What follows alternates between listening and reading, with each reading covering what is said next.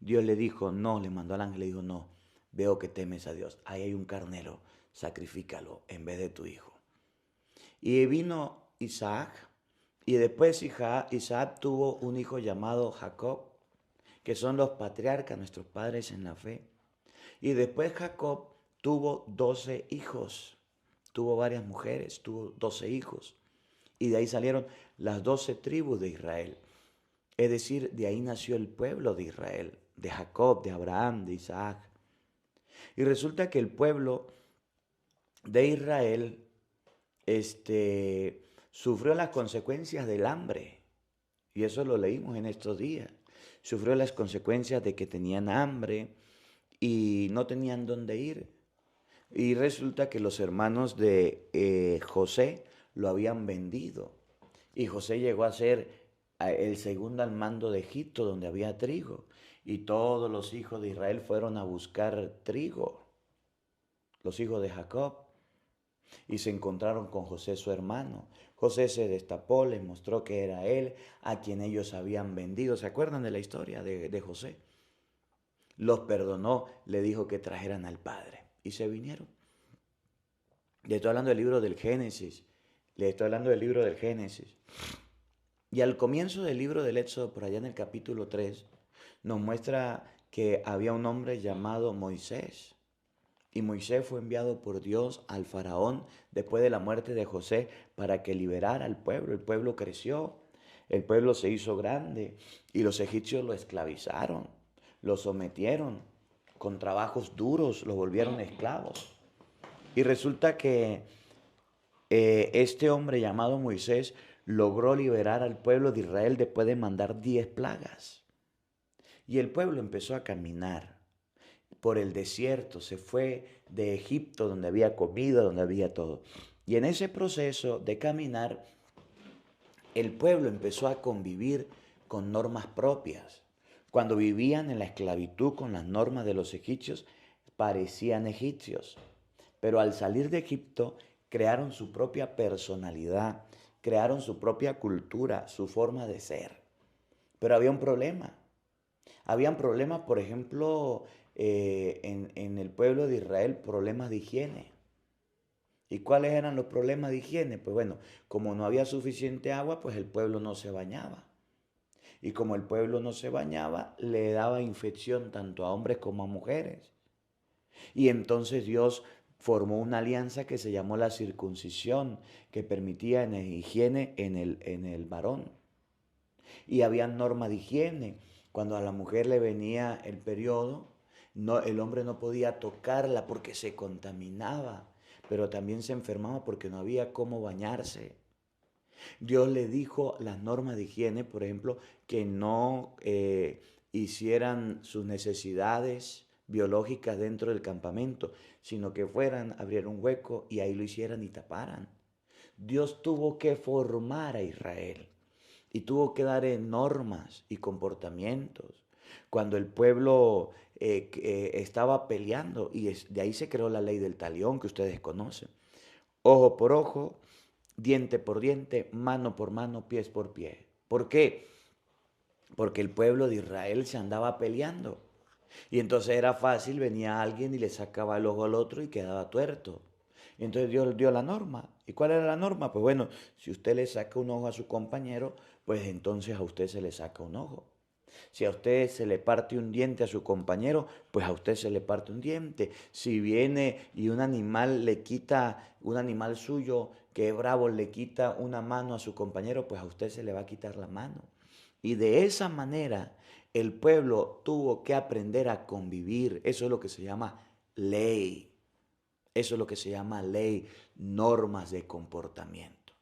Pero en el Éxodo 20, en el versículo 1 y siguiente, es donde está la plenitud de la ley, que es cuando el pueblo sube al monte Horeb, el monte de Dios, y Moisés se va al monte y trae las 10 tablas de la ley.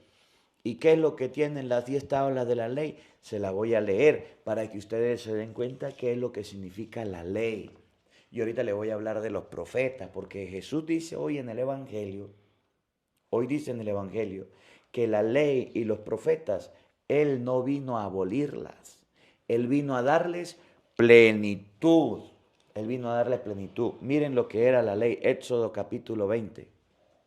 Entonces Dios dijo todas estas palabras. Dios dijo todas estas palabras. Yo soy Yahvé, tu Dios, el que te sacó de Egipto, país de la esclavitud. No tendrás otros dioses fuera de mí. Y escuchen los 10 mandamientos. No te harás estatua ni imagen alguna de lo que hay arriba en el cielo, abajo en la tierra y en las aguas debajo de la tierra. No te postres ante esos dioses, ni les sirvas, porque yo, Yahvé, tu Dios, soy un Dios celoso.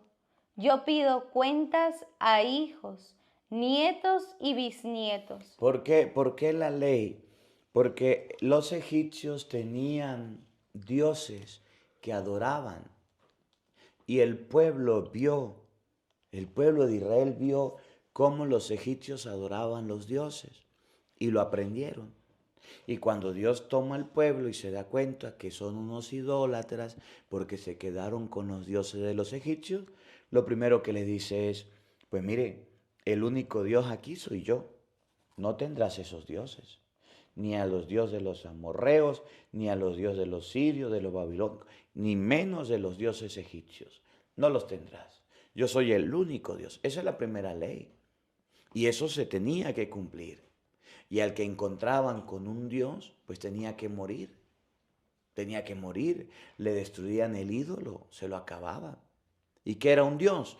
Pues un Dios era a alguien que ellos, bueno, usted lo puede leer perfectamente, por ejemplo, en Éxodo 32, el becerro de oro, que el pueblo se hizo y dijo, aquí está Dios, vamos a adorarlo, vamos a rendirle adoración.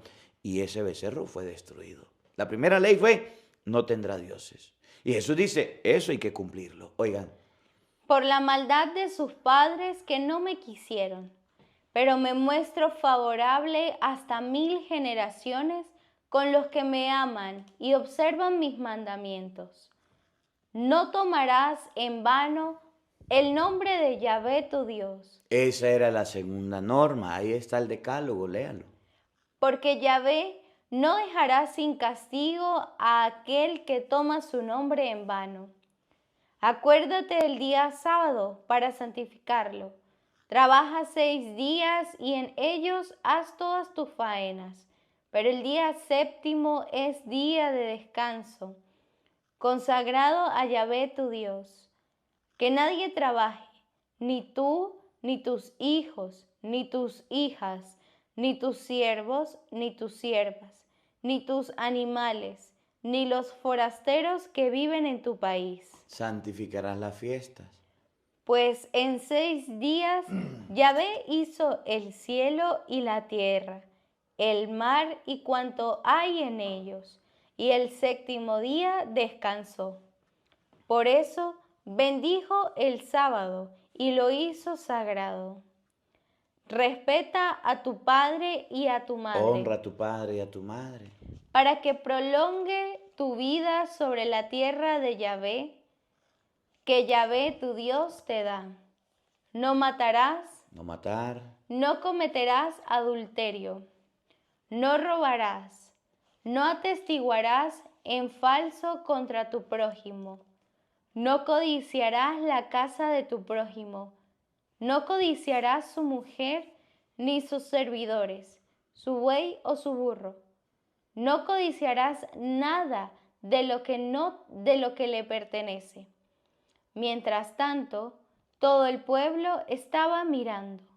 Todo era truenos, relámpagos y sonido de trompeta en el cerro que humeaba. Eso es lo que se llama la ley. ¿Y para qué era la ley? Para que hubiera en Israel normas de convivencia y para que existiera en Israel un respeto mutuo y para que los israelitas no se anduvieran peleando, no estuvieran detrás de otros dioses, no fueran envidiosos. Y entonces Jesús dice, que la ley debe cumplirse. Yo no vine a abolir la ley.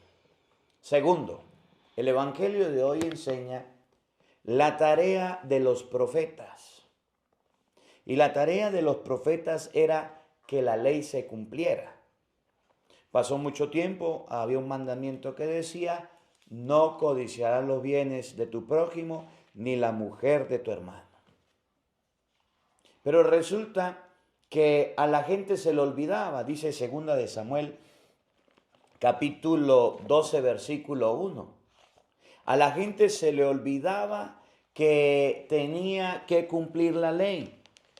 Y como había personas que lo olvidaban, entonces Dios utilizaba a los profetas. Y se le revelaba, se le aparecía, le hablaba al profeta y le decía, mire, aquel cometió un error. El error fue este. La ley decía esto y no lo está cumpliendo. Vaya y me le dice a él en el nombre de Dios que está cometiendo un error. Y era donde iban los profetas y se presentaban ante cualquier persona y le decían, mira, pues Dios te manda a decir que estás haciendo mal. Presten atención. Yahvé mandó donde David al profeta Natán. A ver, el rey David, dice la Biblia, que un día se levantó por la mañana y se puso a caminar por los balcones del palacio. Y resulta, o al caer la tarde, que vio a una mujer llamada Betsabé, que era la esposa de Urías. La ley decía que la esposa de otra persona se respetaba. No hay que codiciarla. Y a David le gustó esa mujer. Y entonces David llamó a un sirviente y le dijo, mire, vaya y me trae para acá a la mujer de Urías. Y se fue el sirviente y la trajo. Y él se acostó con ella y la embarazó. Ella le manda a decir, estoy embarazada. Y dice David, ¿qué tengo que hacer? Voy a mandar a traer a Urías para que se acueste con ella y así diga que es hijo de él. Pero Urías vino de la guerra y no se acostó con ella. Y no se acostó con ella porque estaba la gente peleando. Y lo mandó a volver a la guerra. Y en la guerra llamó a su general y le dijo, mira, vayan a la pelea y pongan a Urías en el combate más fuerte. Y cuando esté bien recio el combate, échense para atrás y dejen a Urías solito, que lo maten, para yo quedarme con su mujer. Y así fue.